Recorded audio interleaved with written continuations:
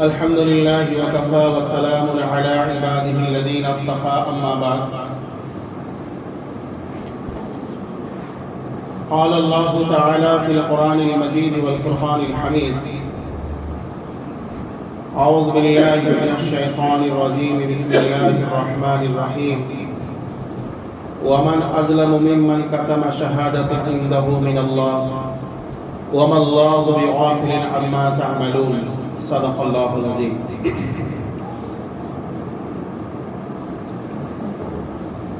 حضرات سامعین کرام،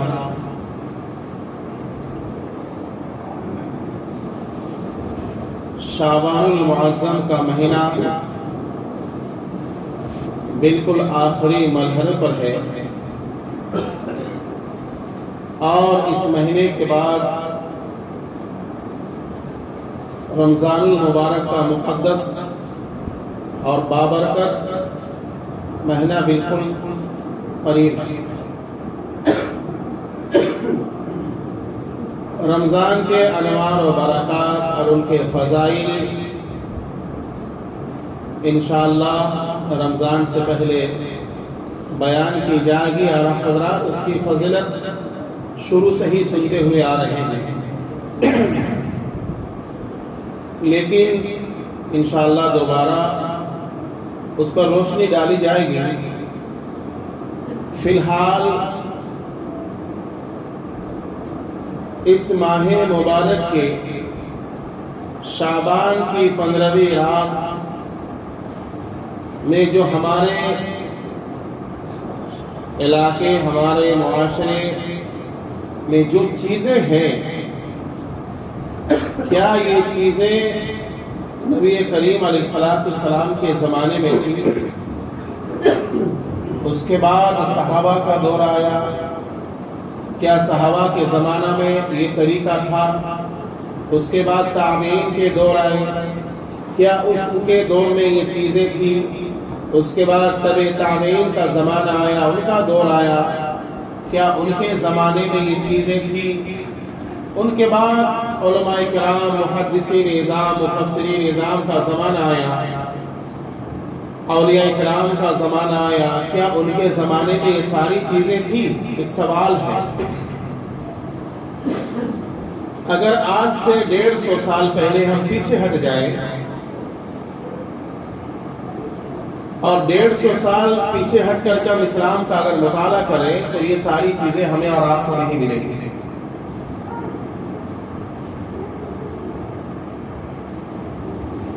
چلیے اس کو مان لیا جائے گا کہ شعبان کی 15ویں تاریخ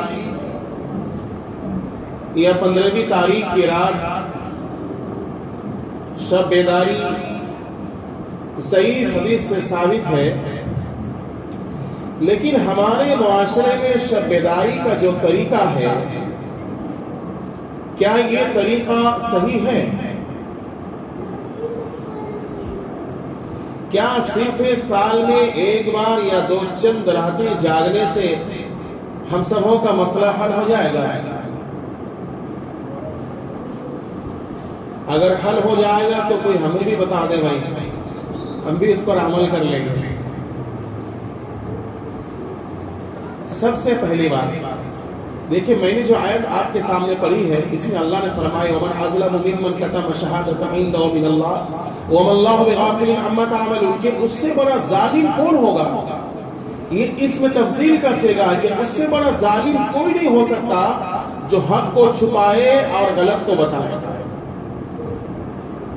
وَمَا اللَّهُ بِغَافِلٍ عَمَّا تَعْمَلُونَ، اللہ تعالیٰ فرمایا کہ سنو، تم یہ مت سوچو کہ کسی کو علم نہیں ہے، اللہ کو معلوم نہیں ہے کہ ہم کیا کر رہے ہیں، نہیں کر رہے ہیں، کہ کیا سچ ہے اور کیا غلط ہے، اور کون صحیح بتا رہا، کون غلط بات بتا رہا ہے، اللہ کو اس کا علم ہے۔ وَمَنْ أَظْلَمُ مِمَّنْ كَتَمَ شَهَادَةً عِندَهُ مِنَ اللَّهِ وَمَا اللَّهُ بِغَافِلٍ عَمَّا تَعْمَلُونَ، یہ علماء یہود کے بارے میں یہ آیت نازل ہوئی ہے، پر جو آدمی علماء یہود کی کام کرے گا وہ اس وعید میں داخل ہے۔ علماء یہود کیا کرتے تھے کہ حق بات کو چھپاتے تھے اور غلط بات لوگوں کو بتاتے تھے۔ اس زمانے میں جو مالدار آدمی ہوتا وہ آ کر کے اپنے علماء سے ملتے اور کہتے کہ حضرت یہ جو آپ نے ہمیں شریعت کا حکم بتایا ہے یہ ہم سبوں کے لیے بہت مشکل ہے، بہت بھاری، ہم سب نہیں کر پائیں گے، تو آپ کوئی آسان طریقہ بتا دیں۔ تو کچھ لے دے کر کے، کچھ لے دے یعنی رشوت دے کر کے، اور وہ علماء رشوت لے کر کے اللہ کی باتوں کو چھپاتے تھے اور اپنی طرف سے باتیں لوگوں کو بتاتے تھے۔ تو اللہ نے فرمایا وَمَنْ أَظْلَمُ مِمَّنْ كَتَمَ شَهَادَةً عِنْدَهُ مِنَ اللَّهِ کہ اس سے بڑا ظالم کون ہوگا جو اللہ کی باتوں کو چھپائے اور اپنی طرف سے باتیں لوگوں کو بتائے، جو قرآن و حدیث میں ہے ہی نہیں، جو اس میں شریعت کا کوئی حصہ نہیں ہے۔ اللہ آگے تنبیہ فرما رہا کہ سنو، تم یہ مت سوچنا کہ کسی کو علم نہیں ہے، کسی کو جانکاری نہیں ہے، کسی کو معلوم نہیں ہے۔ وَمَا اللَّهُ بِغَافِلٍ عَمَّا تَعْمَلُونَ اور اللہ تبارک و تعالیٰ تمہاری اس حرکت سے اور تمہارے اس عمل سے غافل نہیں ہے، اللہ کو تمام چیزوں کا علم ہے۔ تو جو بھی مولانا یا جو بھی جاننے والا حق بات کو چھپا کر کے غلط بات بتائے گا وہ اس وعید کے اندر داخل ہے، ظالمین میں ان کا بھی شمار ہوگا۔ آپ حضرات دیکھیں انہیں کہ شعبان کی 15ویں رات کے تعلق سے مولویوں نے بہت ویڈیوز بنایا اور ایسی ایسی فضیلتیں بیان کر دی اور ایسے انہوں نے خوشخبری سنا دی کہ جن کا تعلق قرآن و حدیث سے ہے ہی نہیں۔ اللہ کے نبی علیہ السلام نے فرمایا من کذب علی متعمدا فلیتبوا مقعدہ من النار کہ جو جھوٹی باتوں کو میرے طرف منسوب کرے، جو چیز میں نے نہیں کہا، جو باتیں میں نے نہیں کہا ہے، وہ بات اگر کوئی کہہ کر کے کوئی آدمی کہہ کر کے یہ حوالہ دے دے میرے طرف کہ فلاں نبی کریم علیہ السلام نے ان باتوں کا حکم دیا ہے، تو اللہ کے نبی نے فرمایا کہ جو جھوٹی باتوں کو میرے طرف منسوب کرے گا اس کا ٹھکانہ جہنم ہے۔ فَلْيَتَبَوَّأْ مَقْعَدَهُ مِنَ النَّارِ تو اس کا ٹھکانہ کیا ہے؟ جہنم ہے۔ ہم اور آپ میں سے کوئی اس چیز کو برداشت نہیں کرے گا کہ اگر کوئی جھوٹی بات ہم نے کہی نہیں ہے اور فلاں آدمی کہہ دے کہ فلاں صاحب نے یہ بات کہی ہے، تو جب مجھے اس کا علم ہو جائے گا تو مجھے تکلیف ہوگی، آپ کو بھی تکلیف ہوگی کہ یار جو چیز میں نے نہیں کہی ہے تو میری طرف کیوں جھوٹ موٹ کا منسوب کر رہے ہو، کیوں مجھے پھنسا رہے ہو۔ تو آقا مدنی جناب محمد رسول اللہ صلی اللہ علیہ وسلم جو شریعت کا سب سے اہم حصہ ہے اور آپ کی ذات کو اللہ تبارک و تعالیٰ نے قیامت تک کے لوگوں کے لیے رحمت بنایا ہے، ان کے طرف لوگ جھوٹی باتوں کو منسوب کر کے کیا مقصد اور کیا چاہتے ہیں؟ دنیا کمانا چاہتے ہیں کہ ہم اس طرح کی باتیں کریں گے تو ہمیں زیادہ نذرانہ اور شکرانہ ملے گا، ہماری آمدنی زیادہ ہو جائے گی۔ وہ آمدنی نہیں ہے بلکہ وہ جہنم کی آگ کا ایک بہت بڑا حصہ ہے۔ اس لیے صحیح بات بتائیں لوگوں کو، اور یہ میری عادت ہے، جو بات ہے میں کلیئر کٹ کر دیتا ہوں، صاف کر دیتا ہوں، چونکہ یہ اللہ تبارک و تعالیٰ کا پیغام ہے، اللہ کا فرمان ہے، نبی کریم علیہ السلام کا پیغام ہے، بلغوا عنی ولو آیا کہ جو شریعت کے بارے میں جو چیز آپ کو معلوم ہے آپ وہ چیزیں لوگوں کو بتا دو۔ بہرکیف کہنے کا مقصد یہ ہے کہ 15ویں شعبان کے تعلق سے کہ رات میں جو ہم لوگ قبرستان جاتے ہیں تو قبرستان جانے کا سنت طریقہ کیا ہے؟ بعض لوگوں کو میں نے دیکھا اللہ انہیں ہدایت دے کہ جب وہ قبر کو سجدہ کر کے اور بوسہ دے کر کے نکلتا ہے تو اپنا پیٹھ ان کے طرف نہیں کرتا ہے، بالکل پیچھے ہٹ کے آ رہا ہے کہیں بے ادبی نہ ہو جائے۔ روئے زمین پر سب سے مقدس جگہ کون سی ہے؟ اللہ کا گھر ہے، مسجد ہے نا بھائی، سب سے مقدس، سب سے محترم اور سب سے بابرکت جگہ ہے، اور ہم نے مسجدوں کا کیا حال بنا رکھا؟ سارا شور و گل مسجد کے اندر، ساری سیاست مسجد میں۔ میں یہاں تک کہہ دوں کہ جو سیاست دلی کے پارلیمنٹ میں نہیں ہے اس سے زیادہ سیاست بعض مسجدوں میں ہے۔ ہمیں معلوم ہے، شاید آپ کو معلوم نہیں ہوگا، مجھے تو پورا علم ہے، یہ مولوی لوگوں کو علم ہوگا اس کے بارے میں، اس کے ساتھ ہوتا ہو جائے، اللہ حفاظت فرمائے۔ جبکہ سب سے زیادہ مطمئن مسجد میں لوگوں کو ہونا چاہیے، سب سے زیادہ سکون اور اطمینان مسجد میں ہونا چاہیے۔ تو میں یہ کہہ رہا تھا کہ سب سے بابرکت جگہ کون سی ہے؟ مساجدیں ہیں۔ آج مساجدوں میں شور و گل ہے، مساجدوں کی حرمت کو پامال کیا جا رہا ہے، مسلمانوں کی اس کی پرواہ نہیں، لیکن جب صاحب قبر کے پاس جا رہا ہے تو بڑے ادب احترام کے ساتھ۔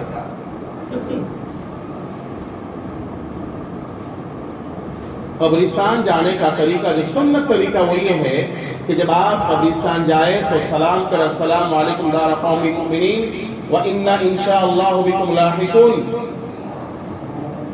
حدیث میں بہت ساری دعائیں ہیں، ان دعاؤں میں سے ایک دعا یہ بھی ہے کہ جب آپ قبرستان جائیں تو سلام کر، السلام علیکم دار قوم مؤمنین وَإِنَّا إِن شَاءَ اللَّهُ بِكُمْ لَاحِقُونَ، یہ دعا کریں۔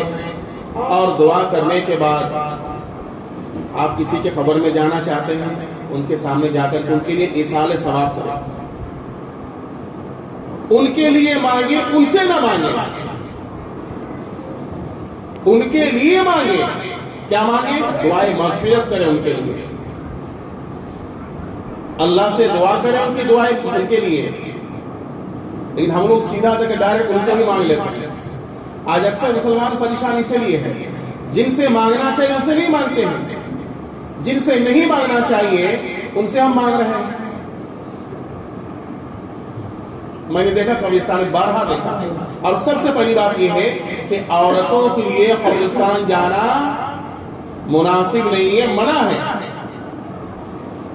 لیکن آپ دیکھیں قبرستان میں جمعرات کو چلے جائے، کل کوئی دن نکال کر کے عورتوں کی بھیڑ لگی رہتی ہے۔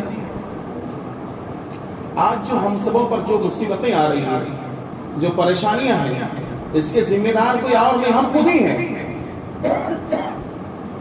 ہم جھوٹ موٹ کر لوگوں پر الزام ڈالتے ہیں کہ فلاں نے ایسا کر دیا، فلاں نے ایسا کر دیا، فلاں نے یہ کہا۔ یار بتاؤ، نماز پڑھنے سے کون روکا ہے؟ کوئی روکا ہے؟ تلاوت کرنے سے کون روکا ہے؟ ذکر کرنے سے کوئی روکا ہے؟ جن چیزوں کے بارے میں کوئی ممانعت نہیں ہے، کسی نے روکا نہیں ہے، مسلمان اس کو کر نہیں رہے۔ بہرکیف شب برات کی 15ویں شعبان کی رات ضعیف حدیث سے اس رات کو شب بیداری کرنا مستحب ہے۔ کوئی کر لیا تو اچھا، نہیں کیا تو کوئی گناہ نہیں۔ دیکھتے ہیں لوگ، بھیڑ لگی رہتی ہے روڈوں پر، روڈ پہ بھیڑ لگی ہے، ہم موبائل چلا رہا، کوئی کچھ کر، اس سے بہتر کا سویا ہوا رہتا ہے۔ تو بہرحال قبرستان جانے کا طریقہ یہ ہے کہ انسان قبرستان جائے، سلام کرے، السلام علیکم دار قوم مؤمنین وَإِنَّا إِن شَاءَ اللَّهُ بِكُمْ لَاحِقُونَ۔ دعا کرنے کے بعد آپ اپنے والدین کے قبر پر جائیں، آپ کسی متعلقین، آپ کسی خاندان جو بھی ہیں، آپ ان کے سامنے جا کر کے، ان کے قبر کے سامنے جا کر کے ان کے لیے دعائیں مغفرت کرے۔ کس سے دعا کرے؟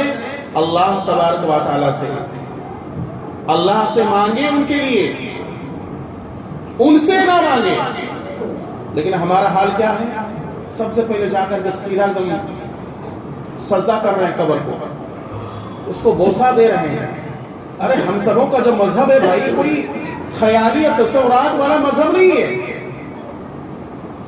اللہ نے ہم سب کو مذہب اسلام سے نوازا ہے۔ ہمارے پاس قرآن ہے، ہمارے پاس آقا مدنی جناب محمد رسول اللہ صلی اللہ علیہ وسلم کے طریقے، ان کی سنتیں ہیں۔ اللہ کے نبی علیہ السلام نے مکمل طریقہ ہم سبوں کو بتایا ہے، اللہ نے مکمل دین ہم سبوں کو دیا ہے۔ آپ کو پکھانا کیسے جانا ہے، اس کا طریقہ اللہ کے نبی علیہ السلام نے بتایا۔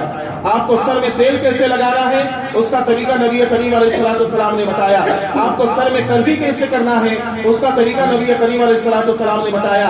آپ کو غسل کیسے کرنا ہے، اس کا طریقہ نبی کریم علیہ السلام نے بتایا۔ آپ کو کپڑا کیسے پہننا ہے، اس کا طریقہ نبی کریم علیہ السلام نے بتایا۔ آپ کو گھر میں کیسے داخل ہونا ہے، اس کا طریقہ نبی کریم علیہ السلام نے بتایا۔ آپ کو کیسے عیادت کرنی ہے، تیمارداری کرنی ہے، اس کا طریقہ نبی کریم علیہ السلام نے بتایا۔ آپ کو کیسے راستوں سے، چوراہوں سے، بازاروں سے کیسے گزرنا ہے اس کا طریقہ نبی کریم علیہ السلام نے بتایا. آپ کو کیسے تجارت کرنی ہے اس کا طریقہ نبی کریم علیہ السلام نے بتایا. آپ کو کیسے سونا ہے اس کا طریقہ نبی کریم علیہ السلام نے بتایا. جب ساری چیزیں نبی کریم علیہ السلام نے بتایا تو پھر اور کمی کیا رہ گئی ہے؟ اگر شب برات میں جا کر کے قبر میں کوئی جانے کا طریقہ ہوتا تو کیا نبی کریم علیہ السلام نہیں بتاتے؟ اللہ کے نبی علیہ السلام نے طریقہ بتایا ہے، ایسا نہیں ہے کہ نہیں بتایا. وہ طریقہ یہ ہے کہ آپ جب قبرستان میں جائیں اس لیے جائیں تاکہ آپ کو موت یاد ہو کہ ہمیں بھی مرنا ہے. جانے سے پہلے سلام کریں، سلام کرنے کے بعد اپنے مرحومین کے لیے دعائیں مغفرت کر اللہ تبارک و تعالیٰ سے. قبرستان جا کر کے سجدہ کرنا، ان کے قدموں کو چومنا، یہ کہیں قرآن و حدیث سے ثابت نہیں ہے. آپ کسی بھی مسلک کے ماننے والے ہو، آپ اپنے رہنما کی کتابوں کا مطالعہ کریں. کیا آپ کے رہنما نے ان چیزوں کو کرنے کا حکم دیا ہے؟ کہیں ان چیزوں کو کرنے کا حکم نہیں دیا ہے. آپ کسی بھی مسلک سے تعلق رکھتے ہیں، کسی مسلک کی کتاب میں کسی قبر کو سجدہ کرنا چاہے عبادتاً ہو یا تعظیماً ہو جائز نہیں، حرام ہے. اگر کوئی تعظیماً سجدہ کر رہا ہے تو یہ حرام ہے، اور اگر کوئی عبادت کے طور پر سجدہ کر رہا ہے تو یہ شرک ہے. یہ شرک ہے. یہ سر صرف اللہ تبارک و تعالیٰ کے سامنے جھکنا چاہیے. پنجابی لوگوں کو دیکھیں گے وہ اپنی گردنیں کٹا دیں گے اور یہ پگڑی کسی کے سامنے اتارتے نہیں ہیں. انہوں نے پگڑی کو وہ مقام دے رکھا ہے. اگر اس کے پگڑی پر کوئی ہاتھ لگا دے گا تو اس کا ہاتھ کاٹ کے اس میں دوسرے ہاتھ میں ڈال دیتے پنجابی لوگ. اور یہ تو سر مبارک ہے، سب سے مقدس چیز ہے. یہ سر صرف اللہ تبارک و تعالیٰ کے سامنے جھکنا چاہیے. ہم لوگ قبروں میں لے جا رہے ہیں، قبر میں ڈال دے رہے ہیں. جہاں ڈالنا چاہیے آؤ ڈالو اللہ تبارک و تعالیٰ کے سامنے، سر کو جھکاؤ. جہاں جھکانے کا حکم اللہ تبارک و تعالیٰ نے دیا ہے ہم تو وہاں جھکاتے نہیں، اور جہاں جھکانے کے لیے منع کیا ہے آج مسلمان ان جگہوں پر ٹوٹ پڑے ہیں. تو قبرستان جانا منع نہیں ہے، جائیں، لیکن اپنی موت کو یاد کرنے کے لیے جائیں. جا کر کے مرحومین کے لیے دعائیں مغفرت کریں، قبر کے سامنے کھڑے ہو جائیں. قبر کو چومے نہیں، قبر کو سجدہ نہ کریں، قبر والوں سے نہ مانگے. مانگنا ہے تو صرف اللہ تبارک و تعالیٰ کی ذات سے مانگنا. دینے والا وہی ہے، اس کے علاوہ کسی میں طاقت نہیں کہ ایک بوند دے دے. پانی کا ایک قطرہ برسانے کی طاقت کسی میں نہیں ہے. تو صحت اور تندرستی اور رزق کیسے دے سکتا ہے؟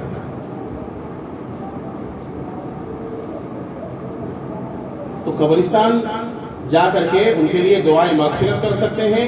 قبر کو ہاتھ لگانا، بوسہ دینا، اور مسلمانوں کو پتہ نہیں کیا ہو گیا ہے.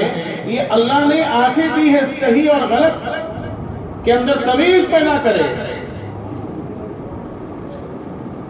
اپنی آنکھوں سے دیکھنے کے باوجود لوگ ایسے ایسے کام کر رہے ہیں گویا کہ ان کی آنکھوں میں روشنی ہی نہیں ہے. شعبان کے تعلقات میں لوگوں نے ایسے خرافات پیدا کر دیا ہے کہ اللہ کی پناہ. اس دن شیطان بھی اپنا مست ہو کر کے سو جاتا کہ ہماری ضرورت تو ہے نہیں، یہ لوگ تو ہم سے کئی گنا آگے نکل گئے ہیں. ہم نے تو جتنا سوچا نہیں تھا اس سے بہت آگے نکل گئے. جس طرح چائنا 200 سال آگے جی رہا ہے نا، آج مسلمان بھی شیطان سے 200 سال آگے جی رہا ہے. مسلمانوں اپنے خدا کو ناراض نہ کرو. کل اللہ تبارک و تعالیٰ کے سامنے جب حاضری ہوگی اور آقا مدنی جناب محمد رسول اللہ صلی اللہ علیہ وسلم کے سامنے ہم سبوں کو پیش کیا جائے گا تو پھر ہم کیا منہ دکھائیں گے؟ فما اصبرهم علی النار، جہنم کی آگ کو برداشت کرنے کی طاقت ہے کیا ہم میں؟ जून और जुलाई की गर्मी को बर्दाश्त नहीं कर पाते हैं, तो उस दहकती हुई आग के इंसान कैसे बर्दाश्त करें? अपने खुदा को नाराज ना करें। चंद दिन की जिंदगी के लिए अपनी आखिरत को जाया ना करें।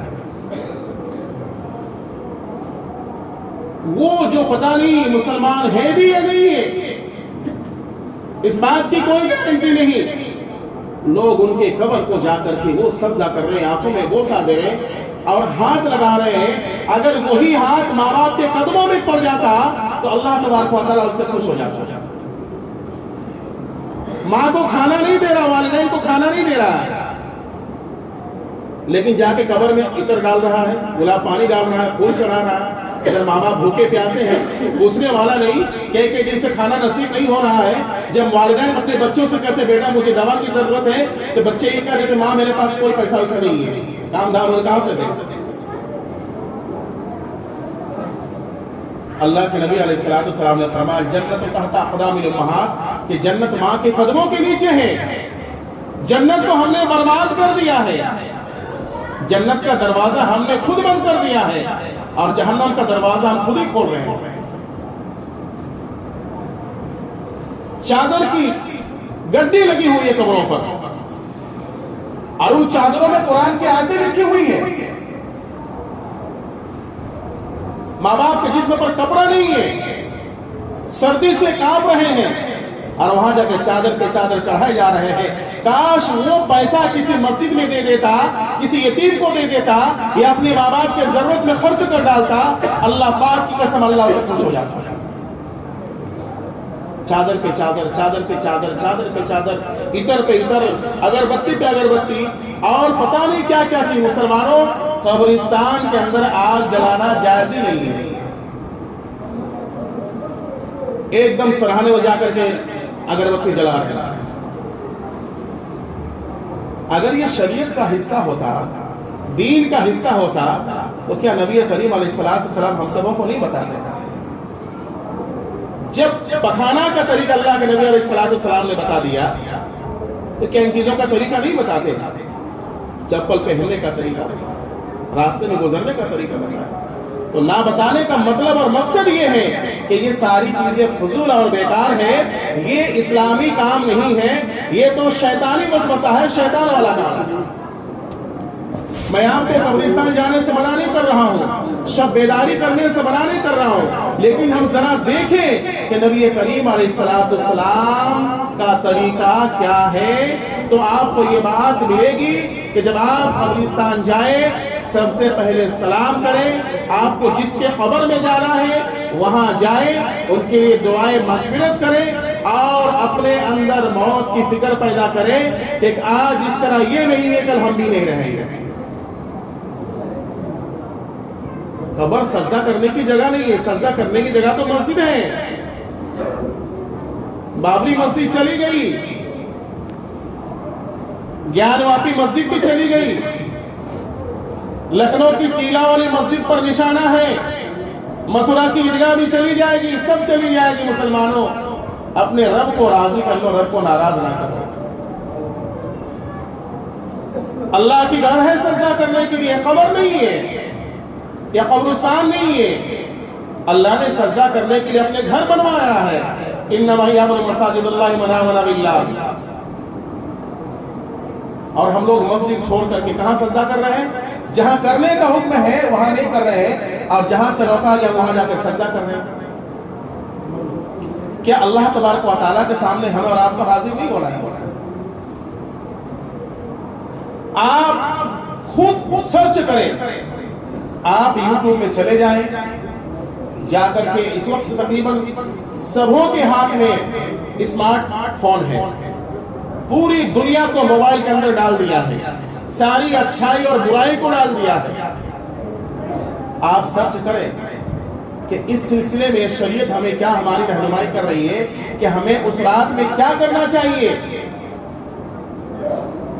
आपको सारी चीजें मिल जाएगी, वो चीजें आपको मिलेगी। इस्लाम बड़ा सादगी पसंद मजहब है, सुकून और इत्मीनान वाला मजहब है। اسلام کے اندر یہی خوبیاں ہیں۔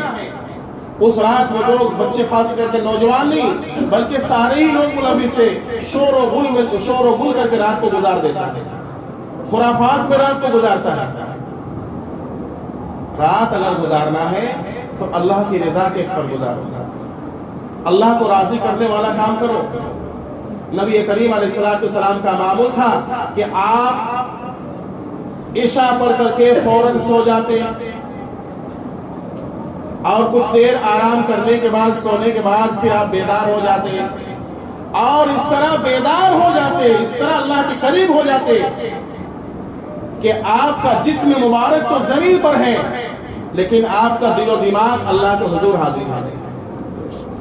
حضرت عائشہ سے فرماتے ہیں کلمنی یا حمیرہ، اے حمیرہ، حضرت عائشہ صدیقہ رضی اللہ تعالیٰ عنہ کا نام، یا حضرت عائشہ صدیقہ رضی اللہ تعالیٰ عنہ کو آقا مدنی جناب محمد رسول اللہ صلی اللہ علیہ وسلم پیار سے حمیرہ کہتے تھے، یعنی یہ خوبصورت، کہتا حمیرہ مجھ سے بات کرو۔